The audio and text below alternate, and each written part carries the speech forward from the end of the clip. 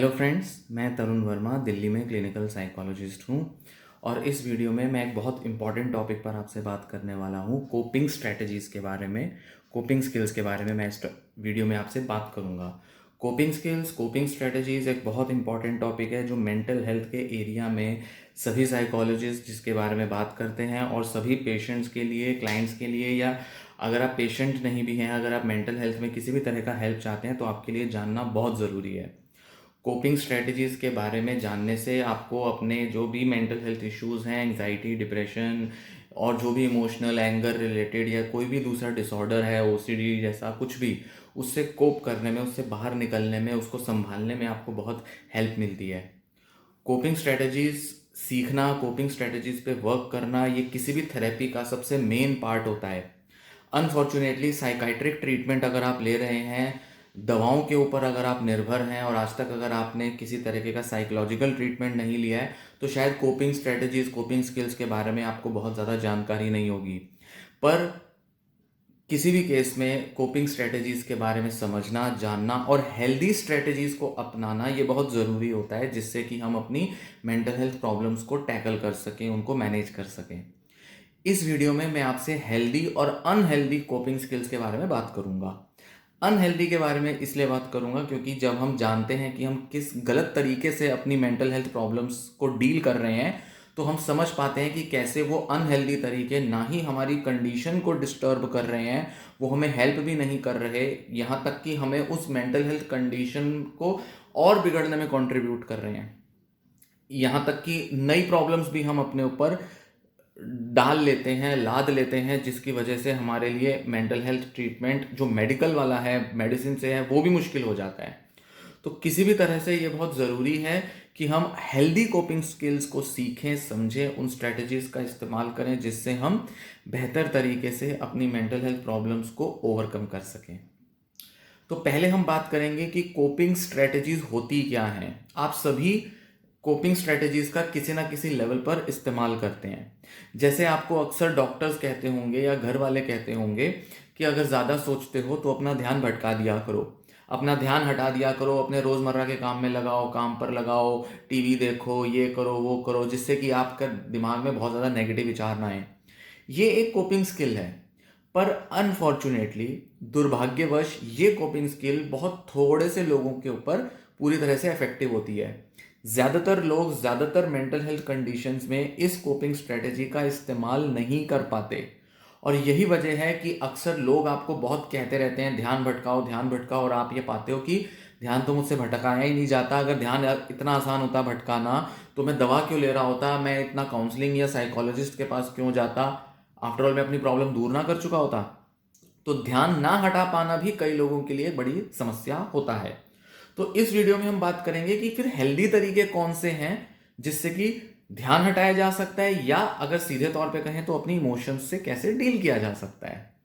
Coping skills जो होती हैं वो हमें मेंटल प्रॉब्लम से डील करते हुए जो हमारे अंदर जो डिस्ट्रक्टिव स्ट्रेसफुल इमोशंस होती हैं उससे डील करने में हमें हेल्प करती हैं, हमारे को उस डिस्ट्रेस को टॉलरेट करने में हमें हेल्प करती हैं, साथ ही साथ उसके जो इम्पैक्ट हैं, डिस्ट्रक्टिव इमोशंस के जो इम्पैक्ट हैं उनको मिनिमाइज करने में हेल्प करती हैं। मतलब हम अगर बहुत ज़्यादा डिप्रेस्ड फील करते हैं तो उसका एक इम्पैक्ट क्या हो सकता है कि हमारे अंदर सुसाइडल थॉट्स आ सकती हैं, सुसाइडल इंटेंशंस होंगी और हम कहीं ना कहीं अपना नुकसान पहुंचाना चाहेंगे, खुद को ख़त्म करना चाहेंगे।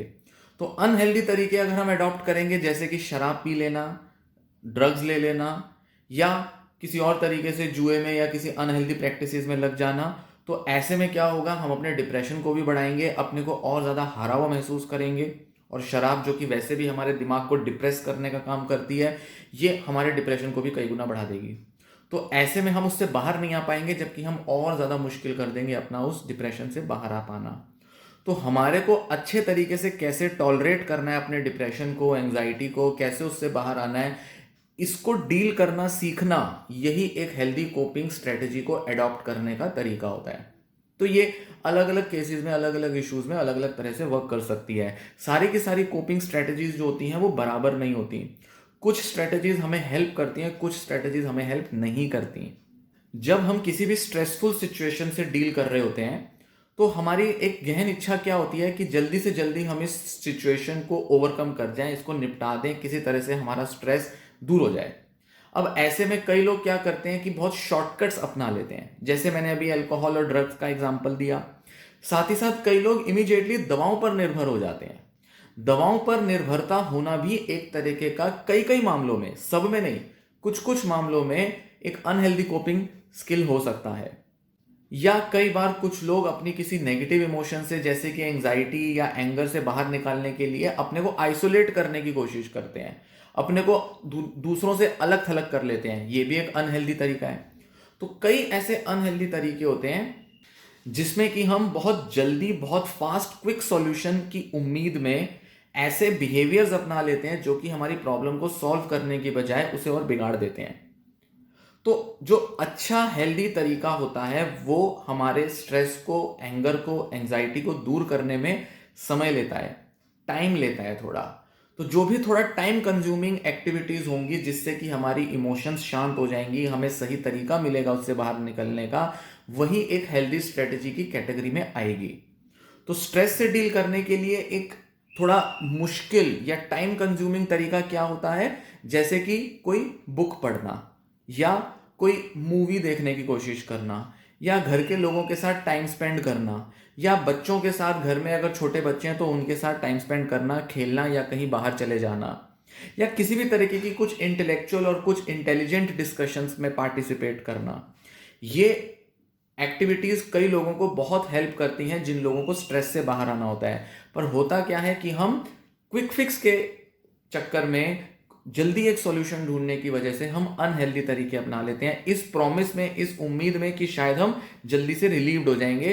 पर हम एक साइकिल का पार्ट बन जाते हैं जिसमें हमें इमीडिएट रिलीफ मिलता है, फिर थोड़ी देर बाद हम अपने को ऐसा पाते हैं कि अब क्या करें, अब वो सॉल्यूशन हमेशा तो वर्क नहीं किया जा सकता, या वो लंबे टाइम तक उसको अच्छे रिजल्ट्स उसके नहीं आएंगे, इसलिए वो इनफेक्टिव स्ट्रेटेजी है। दो तरीके की ऐसी टेक्निक्स होती हैं या स्ट्रेटजीज होती हैं जो कि कोपिंग के लिए हम यूज कर सकते हैं या किया जाता है जिन्हें। एक होती है प्रॉब्लम फोकस्ड और दूसरी होती है इमोशन फोकस्ड। इनके बीच का जो डिफरेंस है वो बहुत क्लियर है। किसी किसी सिचुएशन को आप बदल सकते हो, किसी सिचुएशन को आप बदल नहीं सकते। अगर फैमिली में किसी की डेथ हो गई है और आप उस दुख से बाहर नहीं आ पा रहे हैं, आप इस हालत को बदल नहीं सकते। पर अगर आप किसी ऐसी रिलेशनशिप में अटके हुए हैं, किसी तरह से स्टक फील करते हैं जिससे कि आपके अंदर बहुत नेगेटिव रिएक्शंस आ रही हैं, आपकी मेंटल हेल्थ बिगड़ती जा रही है, तो इस सिचुएशन को आप बदल सकते हो। तो जिन सिचुएशंस को हम बदल सकते हैं उसमें हम problem focused coping strategies use करते हैं, और जिन सिचुएशंस पर हमारा कंट्रोल नहीं है, हम बदल नहीं सकते, हमारे हाथ में नहीं है, हमारे वश में नहीं है, उनमें हम इमोशन फोकस्ड स्ट्रेटजीज यूज करते हैं। तो प्रॉब्लम फोकस स्ट्रेटजीज के लिए हम हल ढूंढते हैं, सॉल्यूशंस ढूंढते हैं, कैसे इससे बाहर निकलें, क्या करें कि जिससे हम एक सही रास्ता ढूंढ पाए, डायरेक्शन ढूंढ पाए, गाइडेंस मिल पाए। ज्यादातर लोग जब साइकोलॉजिस्ट के पास आते हैं वो इस प्रॉब्लम फोकस्ड सॉल्यूशन के नजर से ही आते हैं, पर सारे पेशेंट्स, सारे क्लाइंट्स प्रॉब्लम फोकस स्ट्रेटजीज का इस्तेमाल करके अपने स्ट्रेस से, अपनी नेगेटिव इमोशन से बाहर नहीं आ सकते। तो कई सारे ऐसे क्लाइंट्स, कई सारे ऐसे लोग हैं जिनको इमोशन फोकस्ड स्ट्रेटजीज पे फोकस करना पड़ता है, मतलब जिसमें कि हमें अपनी ओवर थिंकिंग, अपनी नेगेटिव इमोशंस, अपने अंदर की ओवर रिएक्टिविटी जो हम इमोशंस के प्रति या सिचुएशंस के प्रति देते हैं, उनको कंट्रोल और मैनेज करने की तरफ वर्क करना पड़ता है। मतलब किसी व्यक्ति को जब बहुत ज्यादा गुस्सा आता है, वो अपना टेम्पर लूज कर देता है वो पर्सन, तो उस केस में उसकी उम्मीद होती है कि जैसे वो दूसरों की वजह से उसको गुस्सा आता है, दूसरे उसका गुस्सा ट्रिगर करते हैं, तो अगर हालात बदल जाए तो शायद उसकी कंडीशन बेटर हो जाएगी। पर ऐसा नहीं होता, क्योंकि अगर उस पर्सन की हिस्ट्री में जाओ तो दिखाई देता है कि बड़े सारे हालात बदले पर उसके गुस्से करने की, एंजाइटी की आदत तो गई नहीं। दैट मीन्स कि सिचुएशन पर जो उसका फोकस है कि उसको बदलने से शायद कुछ फर्क आ जाएगा, काम नहीं करता, और ना ही काम किया है और आगे भी नहीं करेगा। उस कंडीशन में इमोशन फोकस्ड स्ट्रेटजीज हमें यूज करनी पड़ेंगी कि अपनी इमोशंस को कैसे संभाला जाए, कैसे अपनी इमोशंस को काम डाउन, रिलैक्स किया जाए, कैसे गुस्से का सॉल्यूशन अपने अंदर देखा जाए, ना कि सिचुएशन में देखा जाए। इस तरह से जब हम emotion focused coping strategies use करते हैं तब जाकर हम कुछ डिस्ट्रक्टिव इमोशंस के इंपैक्ट से बाहर आ सकते हैं। तो ये बहुत छोटा पर बहुत बड़ा एक फर्क है कोपिंग स्ट्रेटजीज में कि हमारे ऊपर कौन सी किस सिचुएशन में कब लाइफ के किस स्टेज पर कौन सी काम करेगी, इसको समझने के लिए हमें थोड़ा सा सेल्फ इंट्रोस्पेक्ट करना पड़ता है, थोड़ा सा हमारे को सिचुएशन पर रिफ्लेक्ट करके हमें एनालाइज करना पड़ता है, और अगर ना समझ में आए तो हमें एक साइकोलॉजिस्ट को कंसल्ट करना पड़ता है। जैसे ओसीडी और डिप्रेशन के स्टेट्स होते हैं, मतलब बाइपोलर डिसऑर्डर है, स्किज़ोफ्रीनिया है या एडिक्शन है, इसके अंदर कई बार हमारी प्रॉब्लम फोकस स्ट्रेटजीज काम नहीं करती, क्योंकि हम सिचुएशन को कितना भी बदल दें, अगर हमारा माइंड डिस्टर्ब्ड है, अगर हम दवा ले रहे हैं, तो चाहकर भी हम सिचुएशन को बदलकर कई बार बहुत सारा बदलाव नहीं ला सकते। तो हमें उस केस में बदलाव किस में लाना पड़ेगा कि हम अपने डिप्रेस्ड मूड को कैसे टैकल करते हैं। जब मुझे डिप्रेस्ड मूड को कम करना हो तो मैं क्या करूं जिससे कि मैं अपने को बेटर फील करा पाऊं, ऐसी कौन सी एक्टिविटीज में इंगेज होने से मेरा मूड जो है वो बेटर हो सकता है, मतलब इमोशन मेरी बेटर हो सकती है।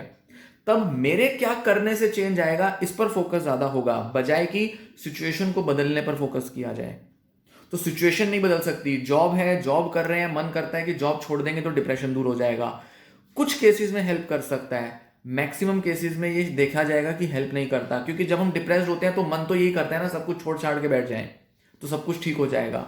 एंग्जाइटी होता है तो लगता है कि सिचुएशंस अवॉइड करेंगे तो स्ट्रेस ही नहीं आएगा, थोड़ी देर के लिए नहीं आएगा, पर उसके बाद आपको फिर एंग्जाइटी फेस करनी पड़ेगी, फिर वही प्रॉब्लम आ जाएगी, फिर से आप अपने को वहीं खड़ा पाएंगे।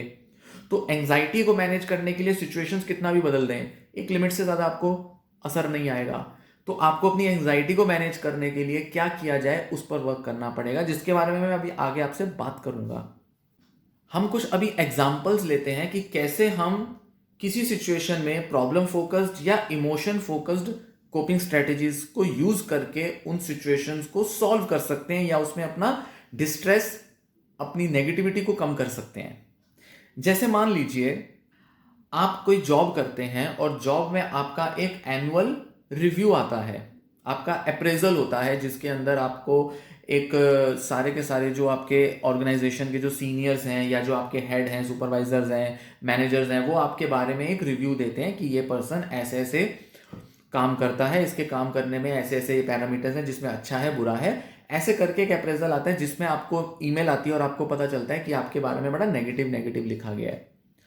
अब ऐसे में आप फ्रस्ट्रेटेड फील करेंगे, क्योंकि आप एक्सपेक्ट कर रहे थे कि इस बार तो मैंने बड़े अच्छे से काम किया है और इस बार तो मेरी परफॉर्मेंस अच्छी रही होगी और मेरे से मेरे जो बॉसेज हैं, सीनियर्स हैं, वो बड़े खुश होंगे, एटलीस्ट वो काफ़ी चीज़ों को प्रेज करेंगे, स्पेशली जो मैंने लास्ट प्रोजेक्ट में या किसी टास्क में मैंने काम किया था, मैंने अपना बेस्ट दिया था, मुझे अप्रिसिएशन भी मिली थी, तो ऐसा लगता है कि जैसे पूरे साल के मेरे काम को अप्रिशिएट किया जाएगा। आप इस उम्मीद में थे, बट अनफॉर्चुनेटली आपको पता चलता है कि आपके काफ़ी सारे नेगेटिव पॉइंट्स को हाईलाइट करके बता दिया जाता है और आप उससे खुश नहीं है, फ्रस्ट्रेटेड है, सैड है और आपको गुस्सा भी बहुत आ रहा है। अब दो तरीके हैं इस सिचुएशन से डील करने के, प्रॉब्लम फोकस्ड कोपिंग स्ट्रेटजी या emotion focused coping strategy. Problem focused coping strategy क्या होगी?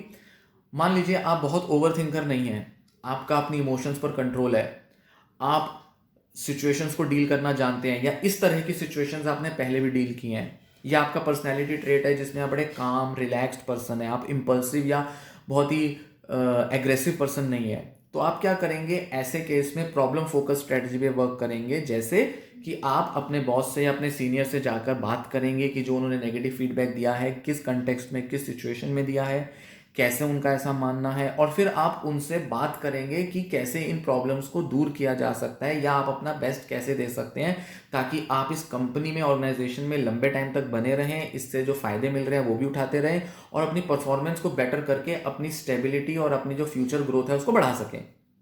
ये हो गया प्रॉब्लम फोकस्ड कोपिंग स्ट्रेटजीज। बात किया, सॉल्यूशन निकाला, उस पर इंप्लीमेंट किया, कॉन्फिडेंस बढ़ गया और आपका फ्यूचर सिक्योर।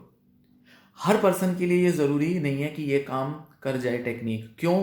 क्योंकि कुछ लोग बहुत ओवर थिंक करते होंगे, कुछ लोग बहुत अंदर से हर्ट होंगे, दिमाग में सोचने लगेंगे, गुस्सा बदले की भावना आएगी, मन करेगा कि मैं जाके भड़कूं, बोलूं, ये क्या तरीका है, ये कैसी इनजस्टिस है, बेकार के लोग बिठा रखे हैं जिनको इतना तरक्की दे रहे हो और मेरे जैसे लोगों को तुम बिल्कुल आगे ग्रो नहीं करने देते।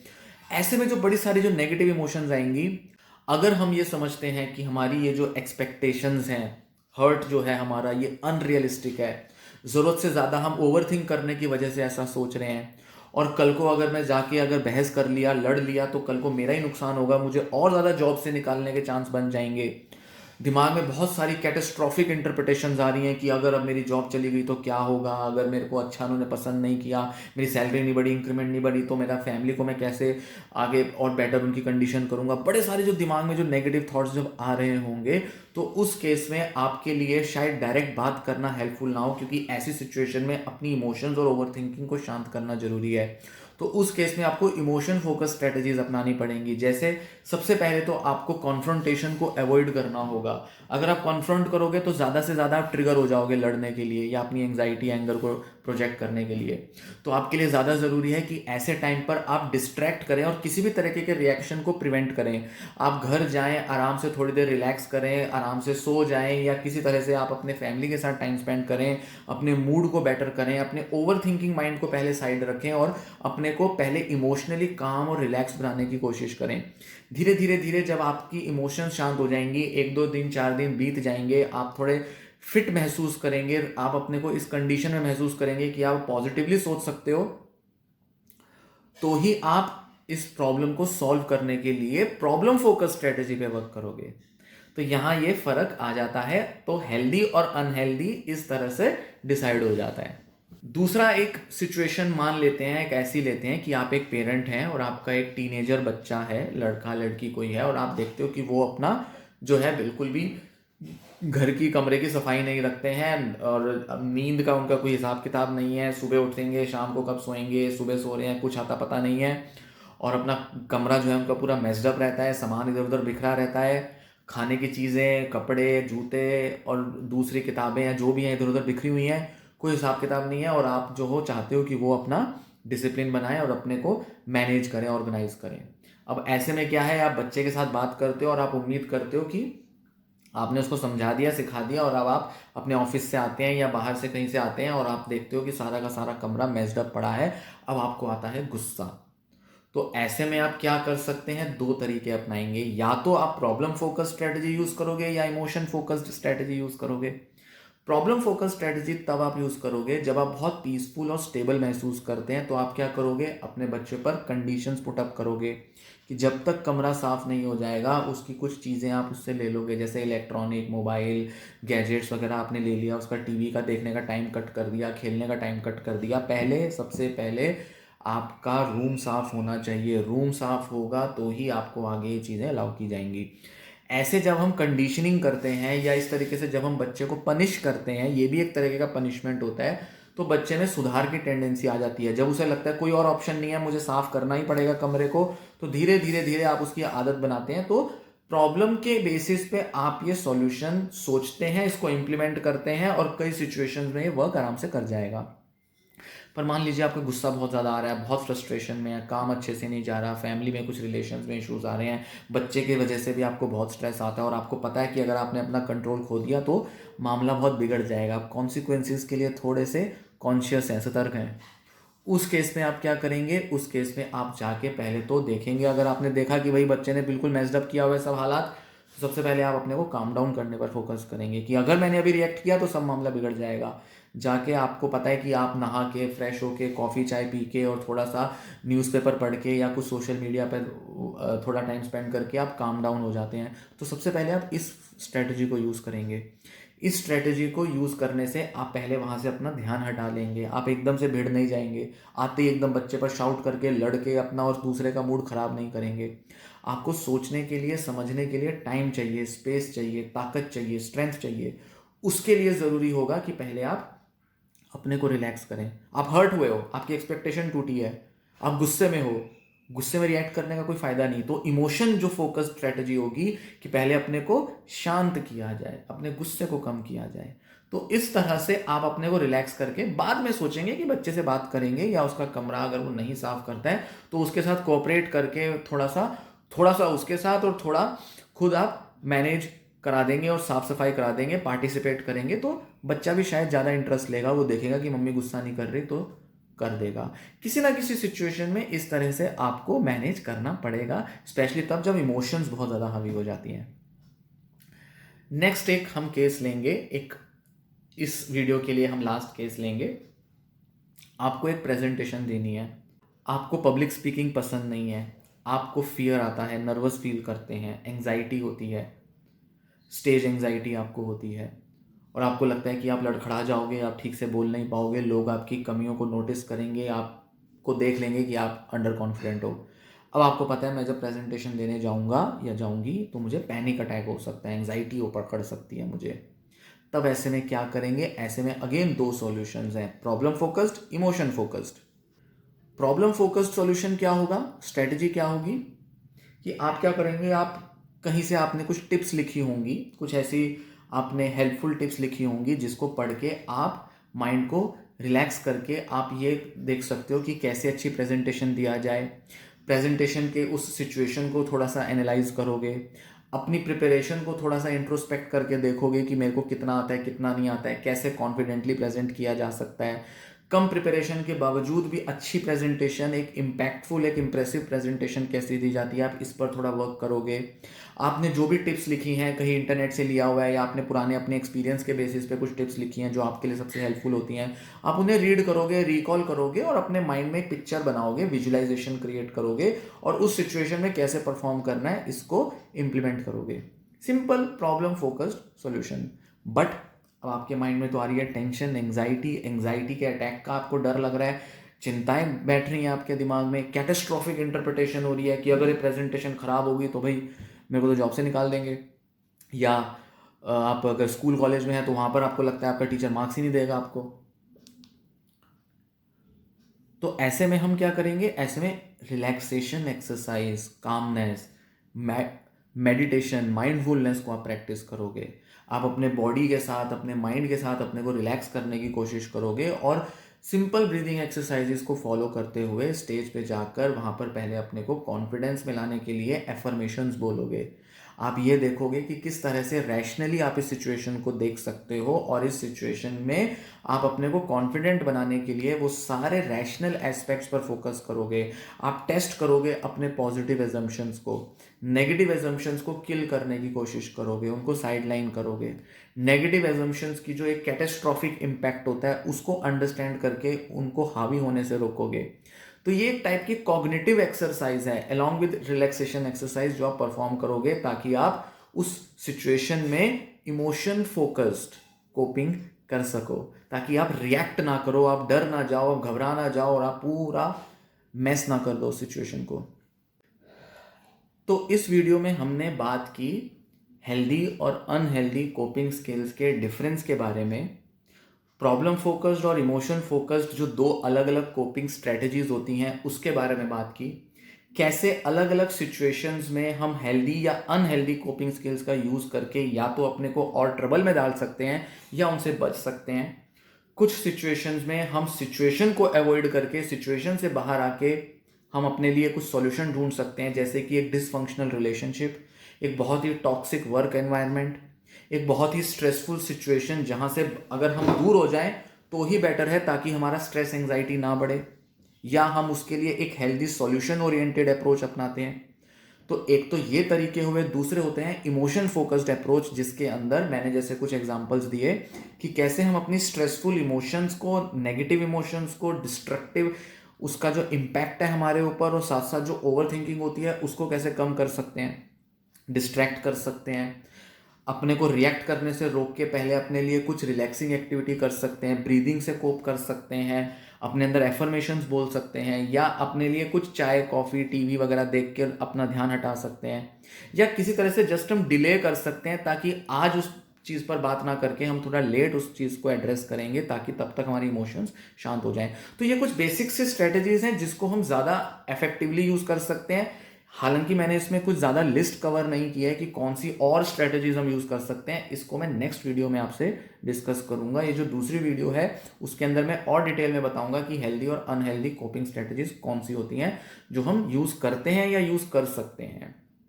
सो इस वीडियो में जो हमने बेसिक मीनिंग अंडरस्टैंड किया, आगे हम इस पर और चर्चा करेंगे। कोपिंग स्ट्रेटजीज पर मैं अलग अलग वीडियोस बनाता रहूंगा क्योंकि सारी कोपिंग स्ट्रेटजीज हर पर्सन के लिए हर सिचुएशन में वर्क करे ऐसा ज़रूरी नहीं है। कुछ आपके लिए एक सिचुएशन में हेल्प करेंगी, कुछ दूसरी में हेल्प करेंगी। कहीं पर आपको प्रॉब्लम फोकस्ड होना पड़ेगा, कहीं पर इमोशन फोकस्ड होना पड़ेगा। कोई ऐसी स्किल है जिसको आपको बार बार ट्रायल दे दे के आपको, मतलब ट्रायल एंड एरर के साथ बार बार ट्राई करके आपको देखना पड़ेगा कौन सी कितनी वर्क कर रही है।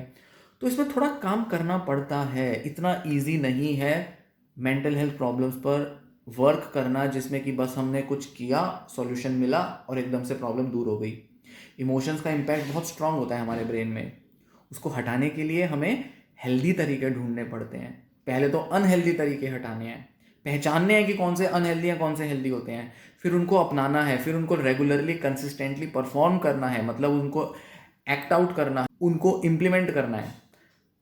तब जाकर हम सीखेंगे, समझेंगे और अपने को संभाल पाएंगे। लाइफ टाइम हेल्प करती हैं कोपिंग स्ट्रेटजीज जो हेल्दी वाली होती हैं। एक बार समझ गए, अप्लाई कर दिया, इम्प्लीमेंट कर दिया हमने सब तरीके, तो हमेशा अलग अलग सिचुएशंस में आपको हेल्प करेंगे। माइल्ड से लेकर सीवियर इमोशनल कंडीशन में भी हेल्प करेंगे। थोड़ा सा एंग्जाइटी हुई उसमें और बहुत पैनिक अटैक आया उसमें, अलग अलग तरह से काम करती हैं। तो आगे की वीडियो में देखिएगा, बाकी की जो हेल्दी स्ट्रेटजीज हैं उसके बारे में डिस्कस करूंगा और कुछ अनहेल्दी स्ट्रेटजीज भी डिस्कस करूंगा जिनसे बचा जा सकता है। बचा जाना ज़रूरी है। ये वीडियो को लाइक करें, इस वीडियो के नीचे कमेंट करें, कोई सवाल पूछना चाहते हैं तो वीडियो को शेयर करें बहुत से लोगों के लिए जो आपके जान पहचान में हैं, दोस्त हैं, फैमिली मेम्बर्स हैं, उनके लिए बहुत हेल्पफुल होगी। साथ ही साथ आप सब्सक्राइब करें इस चैनल को अगर आपने अभी तक सब्सक्राइब नहीं किया है तो, ताकि और यूज़फुल वीडियोस की जानकारी आपको मिल सके। धन्यवाद।